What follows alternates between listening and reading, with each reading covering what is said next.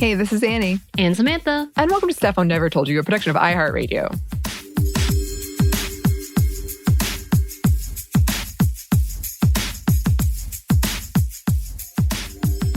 And welcome to another happy hour. As always, if you choose to drink, please do so responsibly. And, we've been talking a lot. There's a lot of heavy stuff going on lately in the United States, in the world. And we got some potential vacation and moving happening. Yes, in it's our very stressful. own lives. Moving is so stressful. Oof.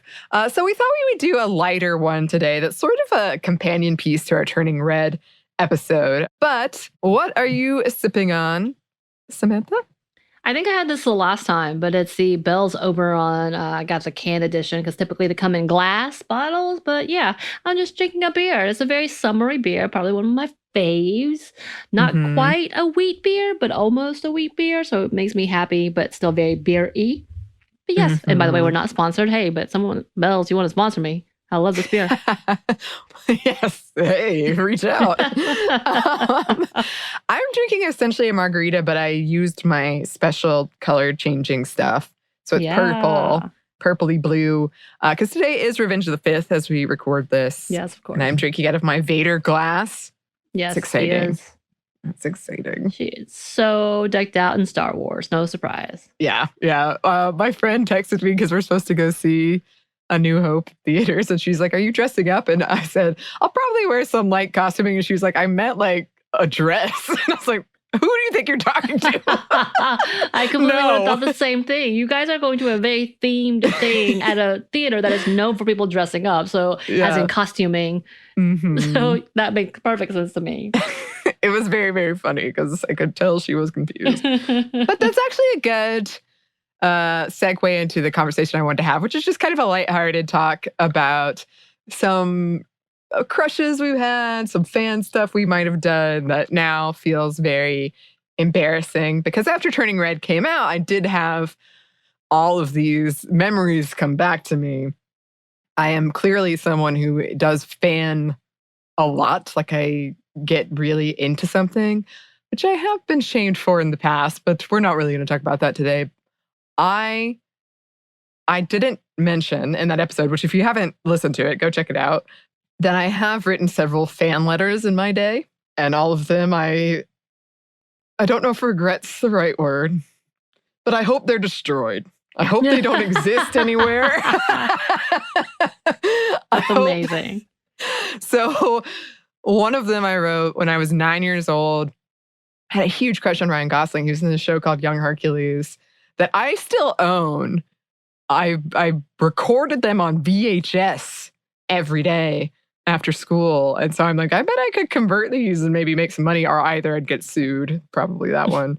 But I had a huge crush on him, like embarrassingly huge. I had a little Reese's lunchbox that had pictures that I would cut out from paper, like magazines and stuff. I had a little like talkback thing from a time in the show where he said, I love you. And I would just play it. Yeah, it's bad. It's embarrassing. I love it. I wrote him a letter and I dotted all the I's with hearts. Hearts. Yes, you did. That's amazing. Even better. I feel like that's just iconic. It's an iconic move. Oh, I dotted all the I's with hearts. It was a 2-page letter. I really don't remember anything it said, except at the end I said, P.S. Will you be my Valentine? Aww. Oh, I hope it's been destroyed. Oh. I don't know why. I feel like I hope it exists. I don't remember doing fan letters. To be fair, like I think that's a lot of that is a blur for me. I may have, because my brother did. And one of the fan letters was for Tiffany, an 80s musician. And he actually received something back. And I was like, oh, interesting. But I did have the New Kids in the Block lunchbox. Yes. I definitely had that and carried that around. I want to say it was Joey that I loved. Oh, I can't remember if it was Joey or Jordan. I think it was Joey because I knew he was closer to my age. At that point in time. But yeah, I definitely was there. Beyond that, I don't think so. Of course, I still had the fantasies as a teenager that, yes, one of the NSYNC boys, again, Lance Bass, which is so absurd in so many levels, obviously, that Lance Bass was definitely going to find me, meet me, and we were going to have that moment, such as Turning Red, where he realizes, I'm not like the other girls. Yes, again, this is really bad misogynistic tropes in my head, and therefore more special for him to choose, which, again, he could care less if I'm not like other girls, because he doesn't care about girls. Right. like that. Right. And that is one point I wanted to make in the Turning Red one, and we didn't. I do believe like that kind of fangirling and feeling like you're in love with somebody. I actually cried the day I realized Ryan Gosling and I were never going to get married. Yeah. It is a safe space to explore sexuality generally, but as we talked about in the emo pop one, not always. So right. That is a good note. Okay, so I got older. My next big crush was Daniel Radcliffe. I had it. Oof, it was bad. Very huge crush on him. It was like started because as I said, I generally go for fictional characters. So it started as Harry Potter, but then because he was Harry Potter's age, it kind of became like very intertwined for me. I wrote him a fan letter. This one I find even more embarrassing because at least with the Ryan Gosling one, I was 9. This one I was 14.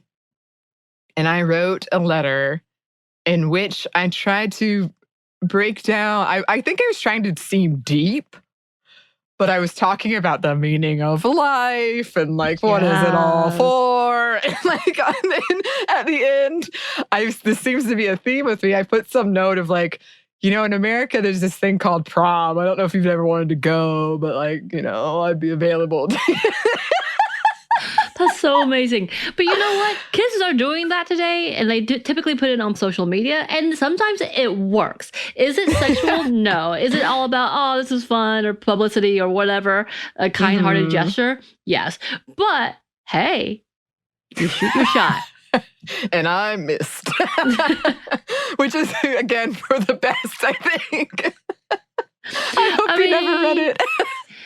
Who is Daniel Radcliffe with now? Like, she's not a big celebrity, right? She is someone educational. I feel like it's, I have to go back and look, but it's not like your typical young stars. Like, he was never into that. So who knows? Maybe had he just read it instead of bypassing it, like probably his publicist probably his publicist was just like, nah, we're gonna just stamp these. Had he maybe read yours, it could have been a different story. You think there's some like branching universe where I actually did go to prom? Maybe with Daniel Radcliffe. Oh my gosh. Again, I can't remember the contents of the letter other than the general vibe was very like emo. Oh, so emo. Oh, and I think at the time, I'm embarrassed to admit this, but I'll admit it. I did watch like interviews with him. So I was trying to be like, he said something like he liked emo girls. So I was like, aha! It's a perfect match. I mean, that was the idea behind publicists in there, like to get to the point that it feels like they are talking to you individually and pointing you out. And those connections can only be felt by you. It's a genius marketing rap. Like, it's the kind of that whole thing of like, for the longest time, the celebrities could not show that they were in relationships, especially if you're a teenage heartthrob type of conversation. And yes, I said heartthrob. I am old. Don't start with me. But they had to present single because they needed to be ever present and available to the fans. And it's like, yeah, it's definitely a conversation. And again, not that Lance Bass would have come out anytime earlier, but one of the things about being in a boy band was, no, you can't be gay. You have to be straight. These girls have to believe they have a chance with you, like in that level, in that conversation, and like what that looks like and how that goes. And this, again, for those, you have to also have this like level of purity as well, which is that whole different trope in itself. But yeah, like they were smart. They played it the game. They made sure that they felt this energy and connection and be real. And, we have to have this conversation, not necessarily because people are crushing on us in general, but the fact that we are very honest and try to, we understand people can pick up on fake pretty quickly. Yeah. Yeah. And I'd forgotten about that whole conversation. I'm glad you brought that up because that was the conversation with Taylor Swift even for a while where they were like, she's hiding, she's dating someone because she needs to be single. A lot of boy bands do have that.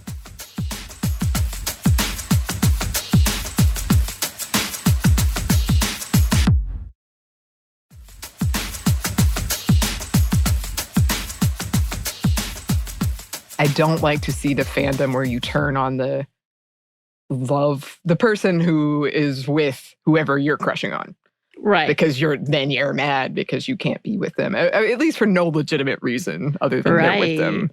That's intense, especially in the age of social media, is the way they attack people's partners. I'm not a fan of Justin Bieber, but when he got together with his new now wife, it was a whole dramatic thing. She was getting so harassed. It was over the top. And without even knowing who she was, like, of course, there might be other reasons not to like her. I don't know. I don't know anything about her other than she is a beautiful woman who came into her own, got together with Justin Bieber, and now like finally got to the point of just like them being a couple and being fine. But like she still gets messages about how they hate her in comparison to Selena Gomez. Yeah. Oof. That whole celebrity dating scene with fans just sounds like a nightmare to me.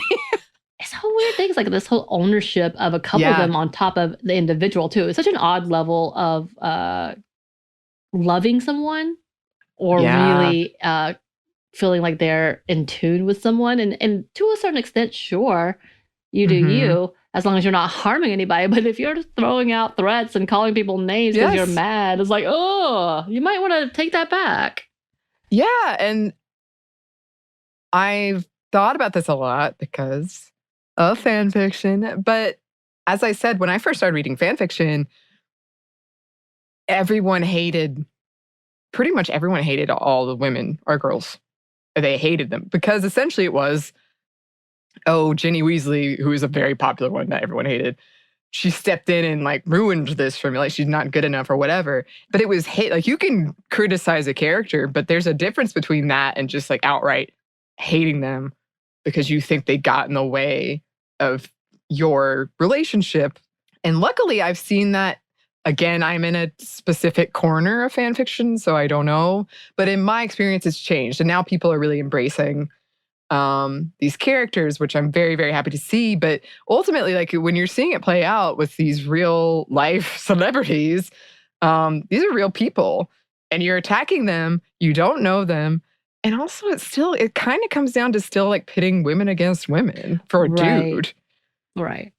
And it's really concerning when they start blurring the lines from the actor or the person who's portraying a character to the character, the level, which kudos to them. They're an amazing actor if they can really fool you into thinking that's them, that's their persona.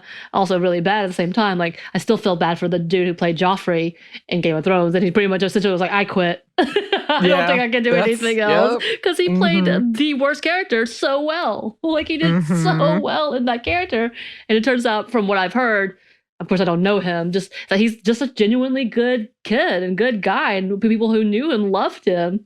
But his character is so horrendous that he's like, no one's gonna, like, I'm tired of acting. This acting process was, painful, whatever. And it's not for me, whatever, whatnot. But like also probably knowing that this is going to be the typecast and he may forever be the villain, which some people are okay with. Gary Oldman, one of the classic bad guys. I'm like, every time I see him, I'm like, you're the worst person ever.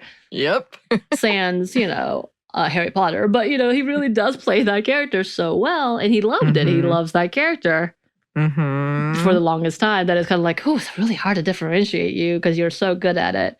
But realizing, like, we can't abuse people just because we don't like the character they played or, like, genuinely begin to hate it. Not the character, but hated the character in itself.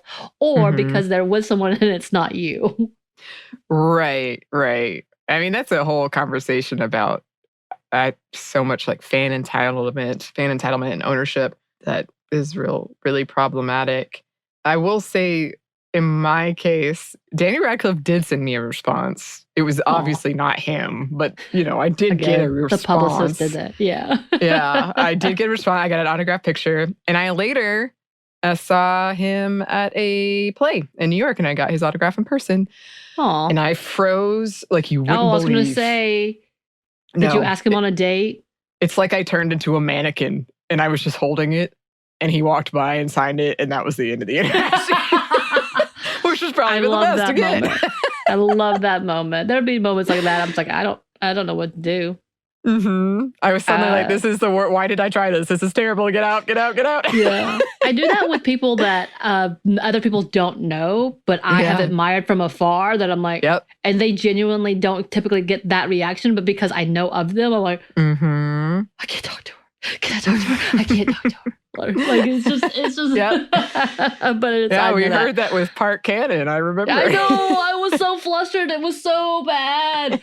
I still love her. She called me soon after and called me friend. I was like, oh, that's so sweet. This is my dream. I haven't talked to her forever, meaning that one time. But people who I admire and do amazing things, I freeze and I just babble. It's hardcore. It's hardcore for me. Me too. Me too. I don't think I actually don't super, as much as it doesn't sound like it right now, I don't super get into celebrity culture often. That's why when I do get into it, I get into it. It's right. big. I think the person I would be most nervous about, because we've talked about, a couple of people I'd be most nervous about, because I think we had a dream list. Eve, when she was producer back when, was like, send me your dream list of people. And I was like, those would be the people I would like just buckle under. I think Michelle Obama was like the big one. I was like, I would die. And then below that would Padma Lakshmi. And I was like, please, for the love of Jesus, let me meet her. Hey, there's still time. But I was just thinking about this. Because ever since we did that Turning Red one, and then my friends and I, because I've been very open about writing fan letters and kind of the embarrassing, looking back now, feels embarrassing to me, fan stuff that I've done. But I've had some friends come out of the woodwork. And I really enjoyed the conversation and hearing like, oh, you wrote a letter to that person. Oh. I did not ever write a letter to Billie Joe Armstrong or Green Day. I was going to ask. That was my big band. I did join their fan club. I paid money to join their fan club. But I never had the money to do that. But yeah, I thought about it. Yeah. Oh, it was nice. I mean, they put up like clips and new songs and stuff. I think it was $20. But I definitely went to, so they have a tradition at their concerts where when they play Longview, I think that's the name of the song. Oh gosh, if I got it wrong, I'm a terrible fan. They bring on a person from the audience to play with them, and then the person gets to keep the guitar. And I tried. I went to like 5 concerts trying to get up there and be the one. I learned to play guitar because of that. Yeah. Wow. So that's some serious fan activity. Would you have been one of those girls who just sits and cries or passed out? I don't think I would have cried. I think I would have been shaking so badly, which I actually saw happen to somebody who got pulled up on stage. It was a young kid, actually. He was shaking so badly, couldn't play. And they were very kind with him. They started playing to cover up what he was doing. Yeah. I don't think I would have passed out, but there would have been some, like, I think from the back row, from the nosebleeds, you could have seen me shaking. So badly. Yeah. It sounds like fun. And then you think about the real, like, implications of it, and then you're like, no, I don't want that. I do not want that. And the people would have been recording it, and then it's on YouTube, and that's who you are. All right, well, thanks for reminiscing with me, and hopefully this gave a bit of a much needed bright spot in all this kind of grim territory we're in right now. Cheers. Cheers. Cheers. Oh my goodness, listeners, if you're open to sharing some fan letters, things you did, that would be amazing. You can email us at stephanie@momstuff@iheartmedia.com. You can find us on Twitter at momstuffpodcast or on Instagram at StuffOneNeverToldYou. Thanks as always to our super producer, Christina. We are big fans of Christina too. Oh, huge fans. And thanks to you for listening. Stuff One Never Told You is a production of iHeartRadio. For more podcasts from iHeartRadio, visit the iHeartRadio app, Apple Podcasts, or wherever you listen to your favorite shows.